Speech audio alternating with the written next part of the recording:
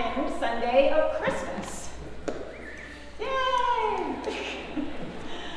A little church year calendar trivia. We actually only get a second Sunday in Christmas in the church year if Christmas itself falls on a Wednesday, Thursday, Friday, or Saturday.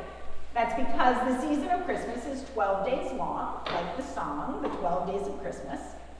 So we actually don't always get to hear the story of the wise men that I just read here in church. Now, technically, the celebration of the arrival of the wise men happens tomorrow, January 6th, the Feast of the Epiphany. But the lectionary assigns their story to us on the second Sunday of Christmas when there is one. This mystical story of the three wise men, or the three kings that we just sang about, who follow a star to Bethlehem to worship Jesus. A familiar story for a lot of us, but I think it's one that we think we know better than we actually do. This morning I want to take a look at the story a little bit closer, and specifically at the major players in the story, King Herod and the three wise men. First, King Herod. A little background history on this guy. King Herod, also known as Herod the Great, was a descendant of the Edomites, who were descendants of Esau and traditional enemies of the Israelites. Herod's family had been converted to Judaism, and which made him a Roman-appointed king of Judea, and as such, he was not fully accepted by all of the Jewish people. Herod's father, Antipater, was a close ally of Julius Caesar.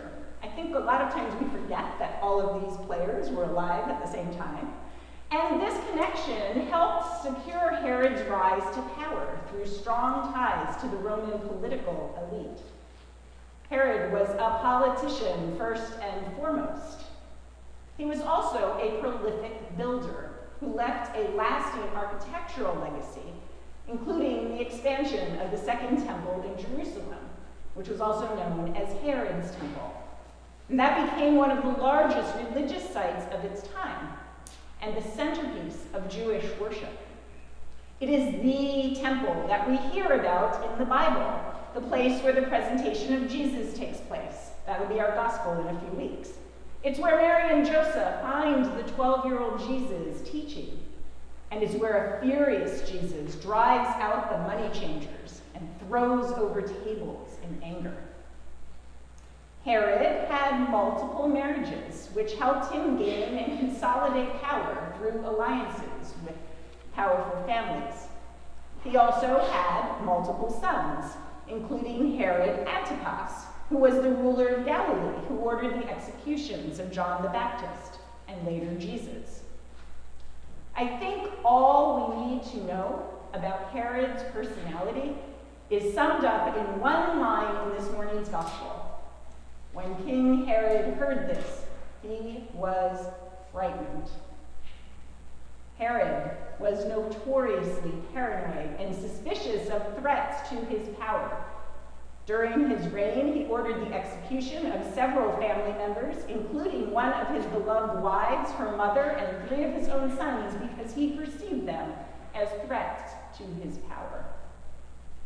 Fear can make humans act in terrible, horrible ways. And now, the wise men, or the 3 kings. As many of you kids already know out there from Sunday school, the Bible doesn't say that there were kings, but they were kings, or that they were men, and in fact, it doesn't even say that they were wise, at least not in the way we would interpret that word today. The obscure word translated as wise men is magi, which is the same word that we get our word magician. Magi were astrologers, dream interpreters.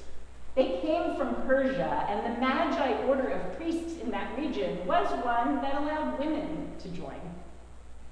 Notice, too, that our gospel story does not say that there were 3 of them. That image comes from artwork and hymns and tradition, probably because of the mention of the 3 gifts they presented to the baby Jesus. The reality is that there could well have been a caravan of magi, including some wise women. We don't know, but I like to think so.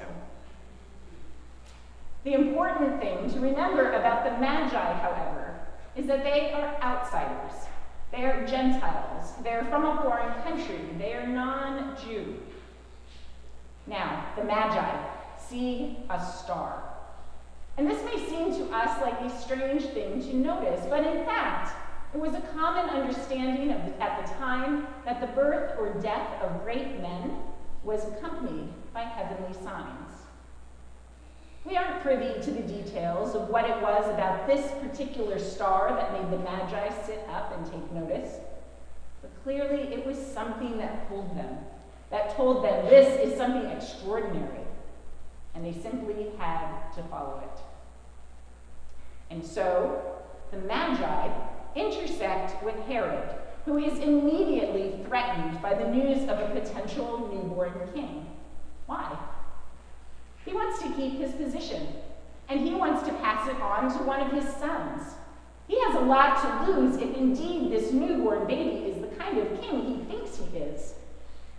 The news undoes him, and he gives into fear.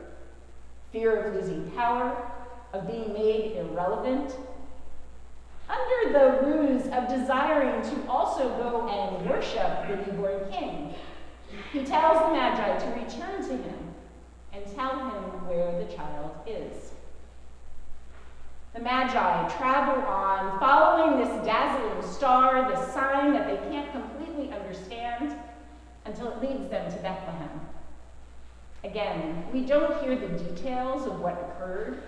We are told only that they are filled with great joy, and the only response that seems right to them is to fall down to their knees in front of this child, pay honor to him, and offer up precious gifts of frankincense, gold, and myrrh. These were gifts traditionally given to kings. Gold was as precious in the first century as it is today, and frankincense and myrrh were expensive resin sap from trees in South Arabia and Ethiopia, and were used to anoint kings at their coronations and at their funerals. There's also some evidence that they were used in medicinal purposes for rashes and things. So one commentator said maybe it was also a gift of diaper rationing to Mary as well. We're not sure. After worshiping Jesus, the Magi then are warned in a mysterious dream that they should not return to Herod. His intents are not good, and so they find another way home.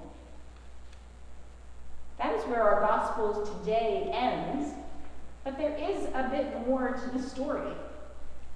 Herod eventually realizes that the Magi are not coming back, and in a jealous rage, he calls for all the male children ages 2 and younger in Bethlehem to be killed to ensure that this new king be extinguished. Joseph is warned in a dream to flee with the family to Egypt, which he does, and the Holy Family lives as refugees until another dream prompts them to settle in Nazareth. We don't hear any more about the magical Magi, but they forever stand in contrast to Herod, a man consumed by power, insecurity, and fear. His need to control blinds him to the wonder and the beauty and the possibility of God's plan. The Magi, unlike Herod, are open to mystery, not looking for a king who will give them political security, but rather following their dreams, following these signs, looking for one who offers hope, transformation, and truth.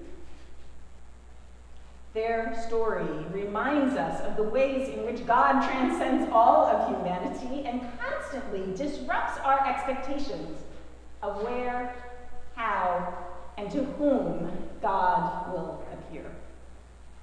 A young peasant girl? Check. Shepherds minding their own business? Check. Star-gazing Persian magicians? Why not? Tomorrow, we begin the season of Epiphany, A season when we are called to set aside our fears and instead be star seekers and dreamers. To pay attention to what God might be using to grab our attention in such a way that it will not let us rest until we seek it out to see what extraordinary things it might reveal. We are invited to ask ourselves in this season, whose path are we following? Are we driven by fear, clinging to control, unwilling to let go of the things that keep us secure and powerful in our own little kingdoms? Or are we open to the mystery of a star that may lead us to unexpected places and people? May we, like the Magi, follow the light of Jesus wherever it leads us. Amen. Amen.